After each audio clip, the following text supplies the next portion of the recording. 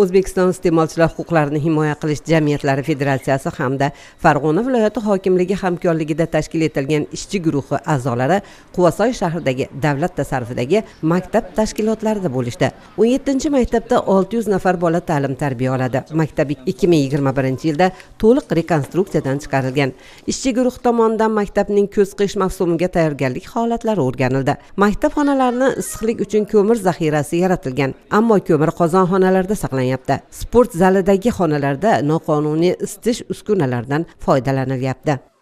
Mana bunisi bittasi bo'sh ekan, mana hozir qizilga tushib qolgan. Buni ham bajarin tomonidan o'zi chechaklangan bo'lishi kerak. Mana buni ham to'ldirilmagan, yo qachon kelganini bilmaymiz aniqligini.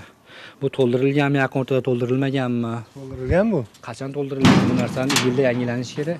Bu narsa o'tmaganini deb hisoblaymiz-da hozir biz. 18-maktabda 961 nafar o'quvchilar tahsil oladilar. Qishki mavsumga tayyorgarlik ishlari olib borilgan. Mavjud 7 ta qozonxonalarning barchasida ko'mir zaxiralari saqlanyapti. Hamshiraning xonasida ro'yxatda ko'rsatilgan dorilar yetarli emas. Xuddi shu holatni shahardagi 1-maktabda ham uchratdik.